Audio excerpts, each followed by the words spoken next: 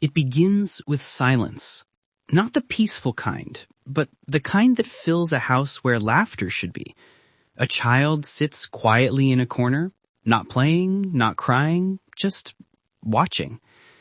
She's learned that being invisible is safer than being noticed. Because when adults fight, when doors slam, when the world feels unpredictable, children adapt. And sometimes that adaptation costs them their childhood. Psychologists call it parentification, but it's not a word children know. They just know they have to be strong. They learn to comfort their mother when she cries, to calm their father when he's angry, to take care of siblings when no one else will. And in the process, they forget what it means to be small. When a child grows up too fast, something inside them splits. One part becomes the caretaker, mature, composed, responsible. The other part remains trapped in time, the child who never got to be held, to be carefree, to be loved without earning it. Years later, those two parts will still be fighting for space inside one body. In many homes, this begins quietly. A father leaves. A mother falls ill. Money runs out. Or maybe it's just emotional absence. The adults are there, but not really there. So the child steps in. They start cooking meals, helping with bills, listening to problems they shouldn't have to understand. Every act of responsibility earns them praise. You're so mature for your age.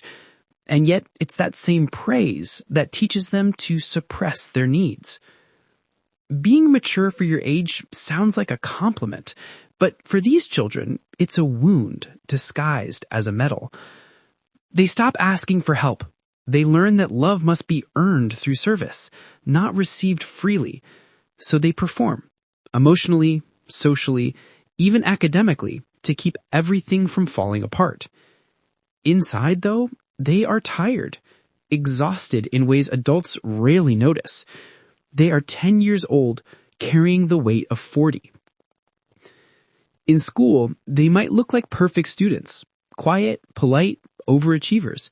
Teachers adore them, but beneath that calm exterior lies anxiety, because they're not studying to learn. They're studying to stay in control. For them, failure is not about grades. It's about survival. If they fail, the world might collapse. At home, they may smile and say everything is fine. But when they're alone, they cry, quietly, in secret. Not because someone hurt them directly, but because no one noticed they were hurting. There's a strange paradox about these children. They become the most dependable people in the world, yet they trust no one. They can comfort everyone, yet they never ask for comfort. They can love deeply, but always with caution. As they grow older, this invisible training shapes how they think, feel, and connect. They become hyper-aware of other people's moods. A sigh, a tone of voice, a silence. They sense it all instantly. It's not empathy born from kindness. It's survival. Because in childhood, one wrong mood from an adult could mean chaos. So they learn to read emotional weather before it storms. This hypervigilance doesn't fade with age. Even in adult life, they scan rooms for tension. They apologize too often, even when nothing's wrong. They overthink messages, replay conversations, worry they've upset someone. It's not insecurity, it's habit. Their nervous system learned that safety depends on harmony, and harmony depends on them. And yet, deep down, there's resentment, because part of them knows they never got to rest. They were the child, the therapist, the peacekeeper, the parent, all at once. And now, as adults, they don't know how to just be. Relationships become confusing. When someone offers genuine care, it feels foreign, even frightening. They might pull away or sabotage it, not because they don't want love, but because they don't know how to trust it. To them, love always came with conditions. Now, unconditional love feels suspicious. When conflict arises, they don't fight, they fix. When hurt, they don't express pain, they explain it away. They're the ones who say, it's okay, even when it's not. Because once upon a time, not saying it's okay wasn't an option. There's a reason so many adults today feel burned out without understanding why. It's not just work or stress or society. It's because they've been carrying emotional responsibilities since childhood. They learned to be calm under pressure long before they should have known what pressure even was. In therapy sessions, many describe feeling numb or empty, not because they lack emotion, but because they were forced to suppress it for too long. They built emotional walls to survive their past, but now those same walls block them from connection. It's like being trapped in a house they built to protect themselves, but now they can't find the door. Some become perfectionists. If they can't control their environment emotionally, they'll control it physically through routines, achievements, success. They overwork, overthink, and overdo. Because doing more feels safer than being still. Stillness reminds them of helplessness. Others become caretakers in every relationship. They attract broken people, wounded partners, or friends who always need saving. It's not random, it's repetition. The same dynamic they grew up in, playing out again and again. Because care feels familiar. Because saving others distracts them from saving themselves. But underneath it all, there's one reoccurring question. When is it my turn to be taken care of? That's the silent cry of every child who grew up too fast, even if they never say it aloud. The tragedy is that society often celebrates their strength.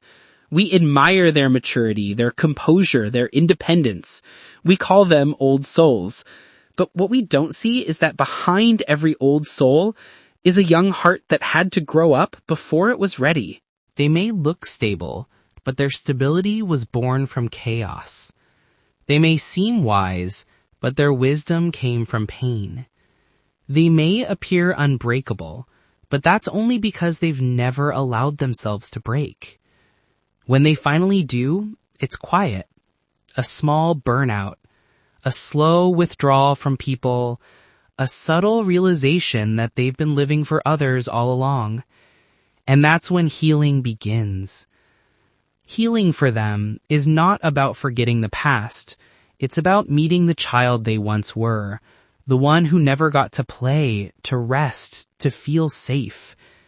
It's about telling that child, you don't have to carry it anymore. It's not easy, because letting go of control feels like danger. But slowly they learn it's not danger anymore. It's freedom. They begin to understand that love is not something they have to earn, that being cared for is not weakness, that crying is not failure, and that their worth was never tied to their usefulness. Sometimes this realization comes late in life, after decades of people-pleasing, after endless exhaustion. But when it does, it changes everything. They start setting boundaries, not out of anger, but out of self-respect. They begin saying no. They stop apologizing for needing rest. They choose relationships that feel safe, not just familiar. And slowly they reclaim what was stolen, their right to be human. What's powerful is that these children, now adults, often grow into the most compassionate souls. They know pain, so they ease others' pain. They understand silence, so they listen deeply. They've walked through emotional chaos, so they crave peace. But this time, not the kind of peace that comes from pleasing others, the kind that comes from finally being themselves. Every story of a child who grew up too fast is both heartbreaking and inspiring, because it shows us the resilience of the human spirit, the way survival can evolve into wisdom, and pain into empathy. They carry scars, yes, but they also carry strength, the kind you can't teach, only earn through endurance. Still, no strength should come from stolen childhoods. No wisdom should be born from wounds that never had to happen. When you see someone who seems too mature, too calm, too understanding, look closer. You might not be looking at a well-adjusted adult. You might be looking at a child who never got to be one. And that realization, that empathy, is how cycles break. Because the truth is, some children grow up too fast, not because they wanted to, but because no one else did. And their story deserves to be told.